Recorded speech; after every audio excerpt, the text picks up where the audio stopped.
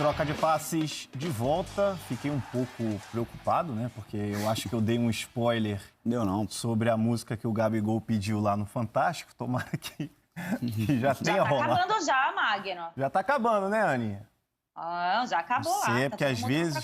Ô, Tadeu Schmidt. Cavalinho já foi. Ô, Tadeu Schmidt, me manda uma mensagem aqui, pô, pra eu saber se o Gabigol já pediu a música após os 3 gols na vitória por 5-0 do Flamengo no Pituaçu contra o Bahia. Você viu o Renato? Você ouviu o que ele falou?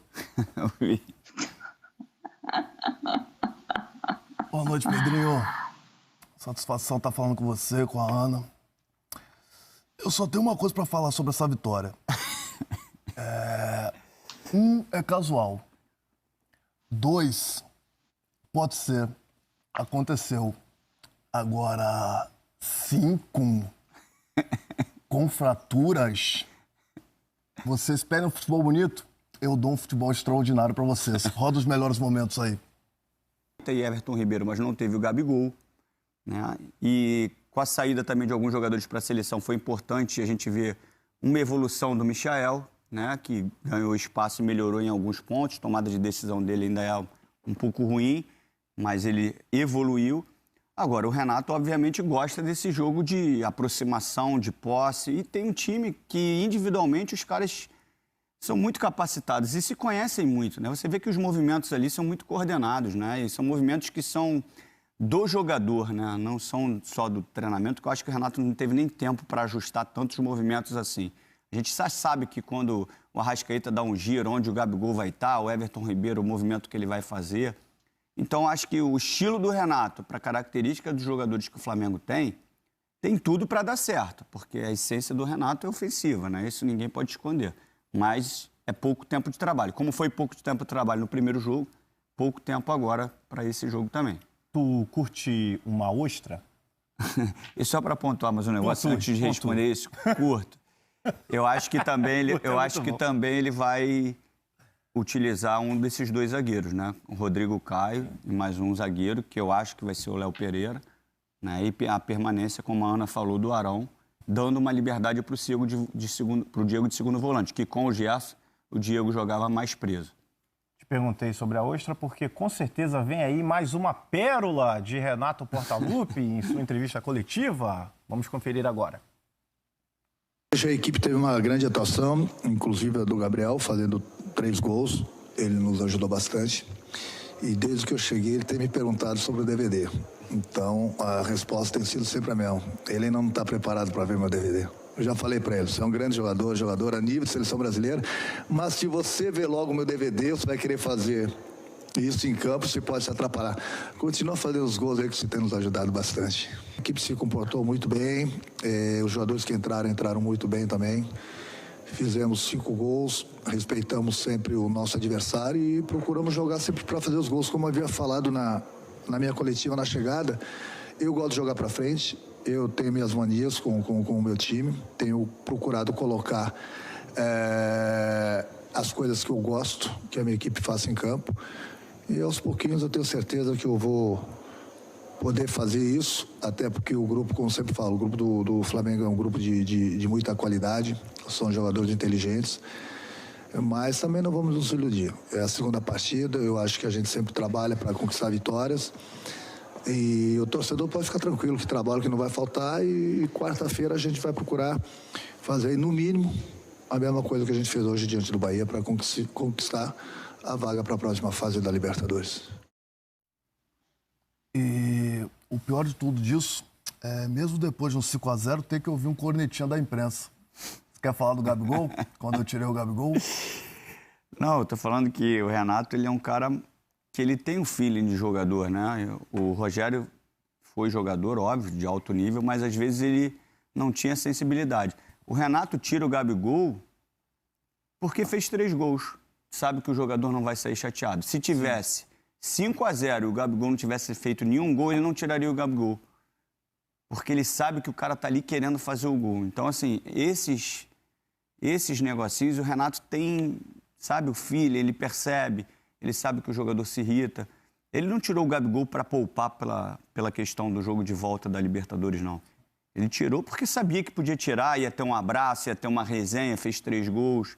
Então ele vai ganhando o grupo dessa forma. No teatro, Pedrinho, é o que a gente chama de sair no aplauso. Agora, Ana, são 19 gols em 18 jogos na temporada do Gabigol, ou do Gabi, né, como ele prefere também ser chamado. É isso. O que a gente pode analisar ainda mais, principalmente dessa relação, né, Ana? Porque tá gerando uma expectativa, na verdade, só me corrigindo, são 18 gols em 17 jogos, perdão, mas daqui a pouco essa estatística pode ser muito bem a que eu acabei de falar. Existe uma expectativa muito alta, Ana, exatamente dessa relação, né, do Renato Portaluppi com o Gabigol, porque sempre que o Renato falava dos reforços, do elenco milionário, ficava um pouquinho no imaginário da torcida como seria o Renato treinando o principal ídolo do Flamengo nesses últimos anos. Como é que está a sua expectativa para essa relação? Eu gosto de sair um pouco dessa questão lúdica aí, né, são um grande ídolo, o Renato, que é uma figura, né, muito além do técnico. Eu gosto de olhar muito mais o trabalho do técnico, porque eu acho que essas questões às vezes acabam apagando problemas, né, e eu lembro muito isso quando aconteceu no Grêmio. Demorou muito tempo para as pessoas entenderem que tinha algumas deficiências do trabalho do Renato no Grêmio por conta dessa figura, né, ele chama para ele, só que no Flamengo agora não adianta só chamar para ele, né, porque ele tem vários expoentes ali para dividir essa questão. Em relação ao Gabriel, tem tudo para fazer uma temporada de 40 gols, né? Algo muito padrão aí para a expectativa em relação a ele. Confirmar mais uma vez que eu acho que ele deve ter uma sequência na seleção brasileira e não é uma sequência só de convocações, não. É uma sequência de minutos em campo. Muito pouco o Tite colocou o Gabriel em campo e eu acho que ele merece sim jogar mais. É um jogador criativo, é um jogador que não tem medo.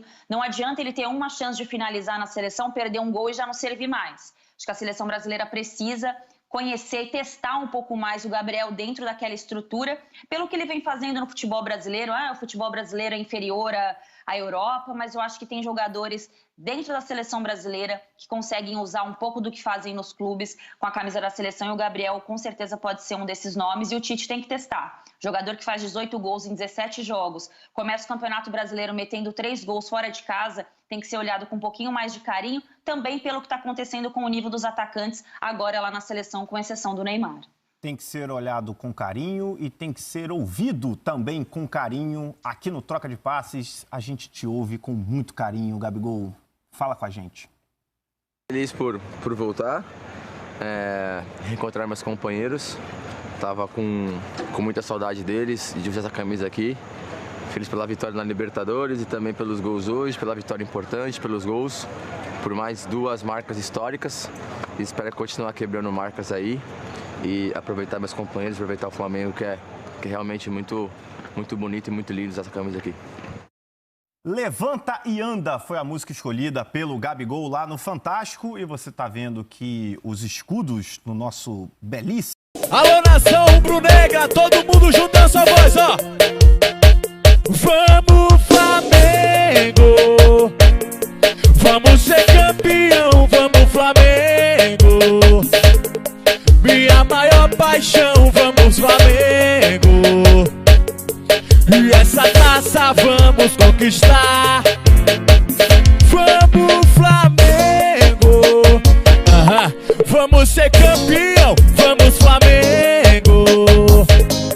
Minha maior paixão, vamos, Flamengo!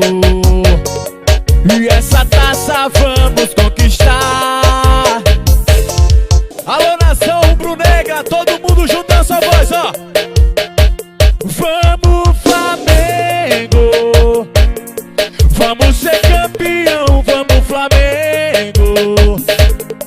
Minha maior paixão, vamos, Flamengo! E essa taça vamos conquistar! Vamos, Flamengo!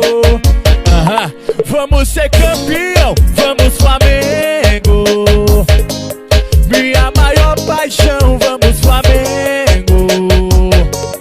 E essa taça vamos conquistar! Esse é o hino da maior torcida do mundo, a mais amada, a mais odiada. Uma vez Flamengo, sempre